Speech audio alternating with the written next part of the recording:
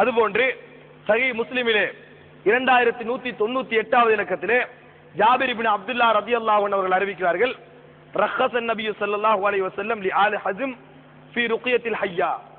பாம்பு கடித்தால் அவர்கள் ஒரு மருத்துவம் செய்து வந்து கொண்டிருந்தார்கள். ஒரு விதமான மந்திரித்தலை இந்த ஜாகிலிய மக்கள் ஹஸமுடைய குடும்பத்தினர் செய்து வந்து கொண்டிருந்தார்கள். நபி அவர்கள் அதை தொடர்ந்து செய்யுமாறு சொன்னார்கள். அதை தொடர்ந்து செய்யுமாறு ஹஸமுடைய குடும்பத்துக்கு அனுமதித்தார்கள். வகால லி அஸ்மா பின்த் உமைஸ் மாலி அரா அஜ்ஸாம பனி அகி தாரிஅத்தன் துஸீபுஹுமுல் ஹாஜா. அப்ப ரசூல் ஸல்லல்லாஹு அலைஹி வஸல்லம் அவங்க அஸ்மா பின்த், அதாவது அமீஸுக்கு சொல்லி காட்டுகிறார்கள், பன்த் உமைஸுக்கு சொல்லி காட்டுகிறார்கள். அஸ்மா பின்த் உமைஸ் இவங்க வந்து அந்த ஆளு ஹஸமுடைய குடும்பத்தில் உள்ளவர்கள் சொல்லி காட்டுகிறார்கள். எப்படின்னா, என்ன சகோதரன் ஜாபர் இப்னு அபி தாலிபுடைய ஃபேமிலி எல்லாம் ஒரே மெலிந்து இருக்கிறார்கள். எந்த நேரமும் என்னது அவங்களுக்கு ஒரு வறுமையே வந்து கொண்டிருக்கேன்னு சொல்றாங்க. வறுமையா பசியில இருக்கிறாங்க, உடம்பெல்லாம் என்னது எப்பொழுதும் மெலிஞ்சு போயே இருக்குது, என்ன காரணம் அப்படி என்று சொல்லி அஸ்மா பின்த் உமைஸிடத்தில் நபி அவர்கள் கேட்கிறார்கள். அப்பொழுது அந்த அஸ்மா பின்த் உமைஸ் ரசூலுல்லாஹி ஸல்லல்லாஹு அலைஹி வஸல்லம் அவர்களுக்கு பதில் அளிக்கிறார்கள், வலா லா, அது அவங்களோட எந்த ரீசனும் இல்ல, வலாக்கின்னல் ஐன துஸ்ரியோ இலையும், கண்ணூர் அடிக்கடி அவங்களுக்கு படுது இப்படி சொல்றாங்க. இது ரசூலுல்லாஹ்களுக்கு முன்னால சொல்லுகின்ற வாசை. இது சஹீஹ் முஸ்லிமிலே வரக்கூடிய ஹதீஸ். எப்படி கண்ணூர் படுவது அவர்களுக்கு ஒரு வளமையாக ஆகிவிட்டது யார் ரசூலுல்லாஹ் அப்படி என்று சொல்லி சொன்னவுடன் நபி அவர்கள் சொல்கிறார்கள், இர்கீஹிம் قالت فعرضت عليه فقال ارقيهم. அதாவது ரசூலுல்லாஹி ஸல்லல்லாஹு அலைஹி வஸல்லம் அவர்கள் என்னது மந்திரிக்குமாறு சொன்னார்கள். நீங்கள் அறிந்த முறையை பயன்படுத்தி மந்திரிக்குமாறு சொன்னார்கள். நான் நபி அவர்களுக்கு இப்படித்தான் மந்திரிக்கிறேன் என்பதை எடுத்து காட்டினேன், நான் இப்படித்தான் செய்கிறேன் என்பதை எடுத்து காட்டினேன். தவறு இருக்கிறதா சரி இருக்கிறான் பார்ப்பதற்கு நபி அவர்கள் சரிதான், நீங்கள் செய்து விடுங்கள் என்று சொல்லி நபி அவர்கள் அனுமதி தந்தார்கள் என்று சொல்லி சஹீஹ் முஸ்லிமிலே 2198வது இலக்கத்திலே இந்த ஹதீஸை நாங்கள் காணலாம். அது மாத்திரமல்ல, சஹீஹ் இப்னு ஹிப்பானிலே வரக்கூடிய ஒரு ஹதீஸ். சஹீஹ் இப்னு ஹிப்பானிலே இந்த கண்ணூர் சம்பந்தமாக நடந்த ஒரு சம்பவம் சம்பந்தமாக வரக்கூடிய ஒரு ஹதீஸ்.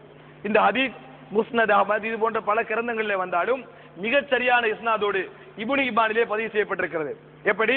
அபூ உமாமா ரலியல்லாஹு அன்ஹு அவர்கள் அறிவிக்கிறார்கள், இக்தஸல அபி சஹல் இப்னுல் அஹ்னஃப், அதாவது எனது தந்தை சஹல் இப்னுல் அஹ்னஃப் அவர்கள் ஒரு இடத்திலே குளித்தார்கள், குளிப்பதற்காக போனார்கள்.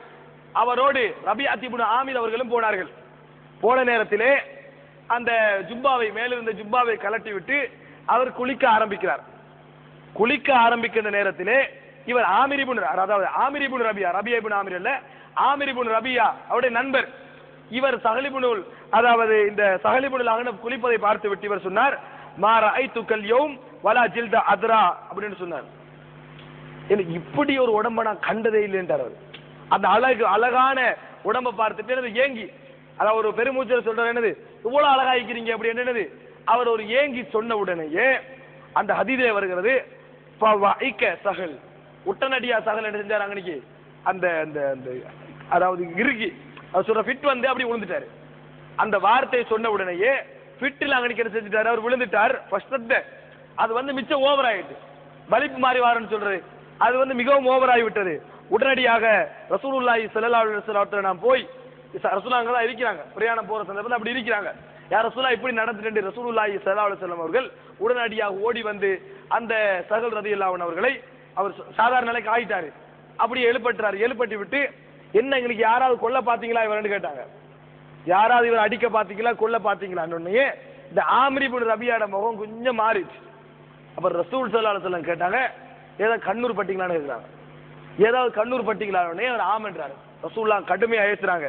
ஏசி விட்டு சொல்கிறார்கள், அலாம யக்துலு அஹதுக்கும் அகாஹு அலா பர்ரக்த இன்னல் ஐன ஹக்குன் தவல்லா லஹு சொன்னார்கள். அதாவது ஏன் கொல்ல பார்க்கிறீங்க உங்களுடைய சகோதரர்களை, ஏன் இப்படி கொல்ல பார்க்கிறீர்கள் என்று சொல்லிவிட்டு சொன்னார்கள், ஏதாவது ஒன்றை உங்கள் சகோதரிடத்திலே ஆச்சரியப்படுவது போன்று கண்டால் பாரக்கல்லாஹு ஃபீக என்று சொல்லுங்கள். உங்களுக்கு ஆச்சரிய மாதிரி ஏதாவது வழங்கினா பாரக்கல்லாஹு ஃபீக, அல்லாஹ் உங்களுக்கு பரக்கத், அரபால சொல்ல தெரியாதா, அல்லாஹ் உங்களுக்கு பரக்கத்து செய்யட்டும், அல்லாஹ் உங்களுக்கு ரஹ்மத்து செய்யட்டும், அபிவிருத்தி செய்யட்டும். ஏங்கிடக்கூடாது, ஒரு விஷயத்தை கண்ணோடனே என்று ஏங்கிடக்கூடாது. ஏன்னா கண்ணுக்கண்டு அல்லாஹ் தால ஒரு சக்தியை செஞ்சுக்கிறான், கொடுத்திருக்கிறான். அந்த சக்தி வந்து என்ன செய்யும், அந்த உடம்புல ஒரு பாதிப்பை அலைகள் மூலம் ஏற்படுத்தும். அதை இஸ்லாம் அன்றைக்கே ஏற்றுக்கொண்டது.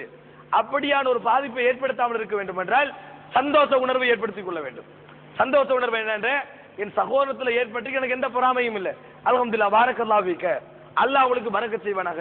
நாங்க சில இடங்களை பார்க்கிறோம், சிலவன் ஏங்கிடுவான், ஏங்கினோடனே அப்படி ஏங்க கூடாது பாரக்கல்லாஹு ஃபீகன்னுவாங்க, டக்குனு அப்படி வந்துருவாங்க. அந்த ரெண்டு நிலைப்பாட்டுக்கும் உள்ள மாற்றம் உங்களுக்கு வழங்க. அங்கனிக்கு அவர் ஆரம்பத்தில் சொன்ன ஸ்பீட்ல அப்படியே மாறுவார். ஏங்கிட்டு என்ன ஏங்குறீங்க பாரக்கல்லாஹு ஃபீகன்னு சொன்னாங்கன்னா அந்த முகமனை டக்குனு செஞ்சா பாரக்கல்லாஹு ஃபீகன்னுவாரு.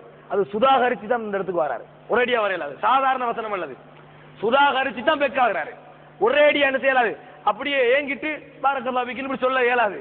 அது கொஞ்சம் பின்னுக்கு ஆகணும், ஆகித்தான் அதை சொல்ல முடியும். அப்படி என்றால் உள்ளத்துல உடலில் இருக்கக்கூடிய தீய அந்த வளங்கள் கண்ணினூடாக வெளியாகிறது என்பதற்கு இது ஒரு பெரிய ஆதாரம். அந்த மாதிரி நடந்தோடனே ரசூலுல்லாஹ் என்ன கேட்கிறாங்க, ஏன் இப்படி உங்கள் சகோதரர்களை கொல்ல பார்க்கிறீர்கள், அலா பர்ரக்தலஹு, ஏன் நீங்கள் பாரக்கல்லாஹு ஃபீகன்னு சொல்லி இருக்க கூடாதா? கண்ணூர் என்பது உண்மையானது, ஒழுவெடுங்க என்று சொல்றாங்க ரசூலுல்லாஹ். உதுவெடுங்க என்று சொல்றாங்க. உதுவெடுத்து விட்டு அந்த தண்ணீரை ஸஹல் இப்னு அஹ்னஃபுடைய மேலே ஊற்றுகிறார்கள். ஊற்றி அவர் சாதாரண நிலையோடு நபி அவர்களோடு திரும்பி வந்தார். அந்த ஹதீஸை நாங்க பார்க்கிறோம். இது ஸஹீஹ் இப்னு ஹிப்பான்ல பார்க்கிறோம். ஸஹீஹ் இப்னு ஹிப்பானிலே 6105வது இலக்கத்திலே வருகிறது. எந்த குறையுமே சொல்ல முடியாத ஹதீஸ். அறிவிப்பாளர் வரிசையிலே அதில் ஒருவரை தவிர மற்ற எல்லோரும் ஸஹீஹுல் புகாரி முஸ்லிமிலே வரக்கூடிய அறிவிப்பாளர்கள். அந்த அறிவிப்பாளர்களோடு பதிவு செய்யப்பட்ட ஒரு மிக நம்பகமான ஒரு ஹதீஸ் தான் இந்த ஹதீஸ். சகோதரர்களே, இவ்வளவு ஹதீஸ்களும் பெரும்பாலும் ஸஹீஹுல் புகாரி ஸஹீஹ் முஸ்லிம் என்று எடுத்தவைகள். இவைகள் எல்லாம் எங்களுக்கு ஒரு உண்மையை சொல்லி தருகிறது. அதாவது ரசூலுல்லாஹி ஸல்லல்லாஹு அலைஹி வஸல்லம் அவர்கள் எதை அல்லாஹ் வஹி மூலம் இது உண்மை என்று உறுதிப்படுத்தினாரோ அதை உண்மை என்று சொன்னார்கள். மக்கள் இதை சில வேளை என்ன செய்யலாம், எப்படி என்றால் நம்ம எப்படி இந்த உலகத்தில் வாழ்றோம்னு நினைக்கலாம், ஒரு வித்தியாசமான சிந்தனை வரலாம். ஆனால் ரசூலுல்லாஹி ஸல்லல்லாஹு அலைஹி வஸல்லம் அந்த மக்களிடத்திலே சொன்னது எதை தெரியுமா? குர்ஆனிலும் அல்லாஹ் தஆலா எனக்கு எதை வஹியாக சொன்னானோ அதை அப்படியே சொன்னார்கள். ஆனால் சில வேளை இன்று எங்களுக்கு அது பகுத்தறிவுக்கு முரணாக இருக்கலாம், நேற்று இருந்தவர்களுக்கு இருக்கலாம். ஆனால் விஞ்ஞான வளர்ச்சி எந்த அளவுக்கு இன்று போய்கொண்டிருக்கிறது என்றால், ஆரம்ப கால விஞ்ஞானம் எப்படி தெரியுமா இருந்தது? வெறுமனே சடரீதியான நம்பிக்கையோடு தான் விஞ்ஞானம் வளர்ந்து வந்தது. இன்றுதான் ரூஹானியத், உயிரியலுக்கு ஒரு முக்கியத்துவத்தை விஞ்ஞானம் கொடுக்க ஆரம்பித்திருக்கிறது. உயிரியல் என்றால் பயாலஜியை சொல்லவில்லை, அதாவது உயிருக்கும் ஒரு தாக்கம் இருக்கிறது. வெறும் சடத்துக்கு மாற்றமல்ல, வெறும் சடத்துக்கு மாத்திரமல்ல, கம்பால் அடித்தால் நோகும் என்றது சடம். ஒரு கம்பால் எடுத்து ஒரு மனிதருக்கு அடித்தால் நோகும் வலிக்கும் என்பது சடரீதியான நம்பிக்கை. இதனால் மாத்திரம்தான் வலிக்கும் என்கின்ற ஆய்வுதான் பெரும்பாலும் விஞ்ஞானம் நம்பி வந்த, வரலாற்று ரீதியாக நம்பி வந்த உண்மை. இன்றுதான் அலைகள் இருக்கிறது, உடம்பை சுற்றி ஒரு மேக்னெட்டிக் பவர், காந்த அலை ஓடிக்கொண்டிருக்கிறது. அந்த அலையுடைய தாக்கம் உடலிலே தாக்கம் செலுத்த வல்லது. இது போன்றவைகளை இன்றுதான் விஞ்ஞானம் ஆய்வுக்குட்படுத்திக் கொண்டு வருகிறது, இன்றுதான் நம்ப ஆரம்பிக்கிறது. இஸ்லாத்தை பொறுத்த வரைக்கும் எந்த அளவுக்கு ரசூலுல்லாஹி ஸல்லல்லாஹு அலைஹி வஸல்லம் கிருமிகளுடைய நம்பிக்கை எப்பொழுது வந்தது? கிருமிகள் அந்த நம்பிக்கை எப்பொழுது வந்தது? ஆரம்பத்திலே வந்ததா? இல்லை. விஞ்ஞான வளர்ச்சியிலே ஆரம்பத்திலே கிருமிகள் தான் ஒவ்வொரு ஒரு உணவு பண்டங்களிலே உடலிலே ஏற்படுகின்ற மாற்றங்களுக்கெல்லாம் கிருமிகள் தான் காரணம் என்கின்ற நம்பிக்கை ஆரம்பத்திலே இருக்கவில்லை. காரணம், விஞ்ஞானம் சடரீதியான நம்பிக்கையோடு தான் இருந்தது, கண்ணால் கண்ட ஆய்வுகளோடு இருந்தது. என்று இந்த அதாவது மைக்ரோ, அதாவது அந்த பெரிதாக்கி காண்பிக்கக்கூடிய கண்ணாடிகள் கண்டுபிடிக்கப்பட்டதோ, நுட்பமாக காட்டக்கூடிய கண்ணாடிகள் கண்டுபிடிக்கப்பட்டதோ, அதன் பின்னால் தான் கிருமி என்ற ஒன்றும் இருக்கிறது என்கின்ற நம்பிக்கைக்கு விஞ்ஞானம் தள்ளப்பட்டது. ஆனால் ரசூலுல்லாஹி ஸல்லல்லாஹு அலைஹி வஸல்லம் அவர்கள் என்ன சொன்னார்கள்? அன்றைக்கு ஏற்றுக்கொள்ள முடியாத ஹதீஸ் தான் இன்று ஏற்றுக்கொள்ள முடியும். எப்படி?